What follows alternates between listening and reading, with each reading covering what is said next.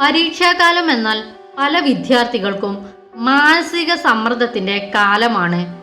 സമ്മർദ്ദം, ഉത്കണ്ഠ, ആദി, അമിത ചിന്ത ഇവയെല്ലാം കുട്ടികളുടെ മനസ്സിനെ ക്ഷീണിപ്പിക്കുന്ന അവസ്ഥയിലെത്തിക്കും. സമ്മർദ്ദം ഒഴിവാക്കാൻ ചില കാര്യങ്ങൾ ശ്രദ്ധിക്കേണ്ടതുണ്ട്. മുഴുവൻ സമയവും പുസ്തകപ്പുഴുവാകാതെ നോക്കുകയാണ് ആദ്യപടി. ബുദ്ധിമുട്ടുള്ള വിഷയങ്ങൾക്ക് കൂടുതൽ സമയം ചെലവിടണം.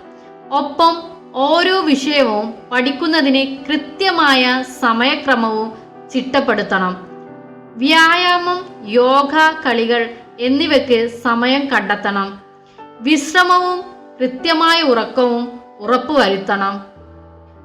മനസ്സ് ശാന്തമാക്കാൻ പ്രകൃതി നിരീക്ഷണം, പച്ചപ്പും ചെടികളുമൊത്ത് സമയം ചെലവഴിക്കൽ എന്നിവയും പരീക്ഷിക്കാം.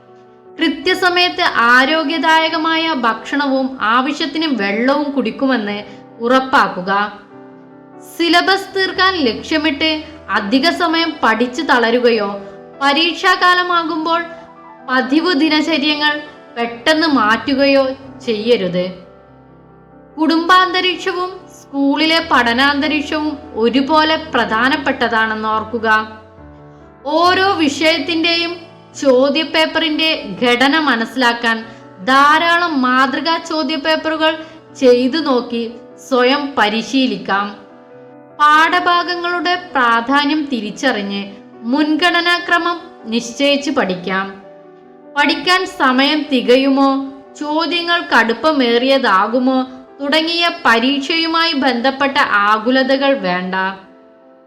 രക്ഷിതാക്കളുടെയോ അധ്യാപകരുടെയോ മേൽനോട്ടത്തിൽ ഏതാനും കുട്ടികൾ ചേർന്നുള്ള പഠന രീതിയും പരീക്ഷിക്കാം. പഠന സമയത്ത് തന്നെ പ്രധാന പോയിന്റുകളുടെ ചെറിയ കുറിപ്പുകൾ തയ്യാറാക്കുന്നത് പരീക്ഷാ തലേന്ന് ഉപകാരപ്പെടും. പരീക്ഷയ്ക്ക് പുറപ്പെടും മുൻപ് ഹാൾ ടിക്കറ്റ്, പാന, ID കാർഡ് ഇവയൊക്കെ എടുത്തിട്ടുണ്ടെന്ന് ഉറപ്പുവരുത്തുക. പരീക്ഷാ ഹാളിൽ ഉത്തരപേപ്പറിൽ ആവശ്യമായ വിവരങ്ങളെല്ലാം പൂരിപ്പിച്ചുവെന്ന് ഉറപ്പാക്കണം. പരീക്ഷാ സമയത്തിന് മുൻപ് തന്നെ പരീക്ഷാ ഹാളിൽ എത്തണം.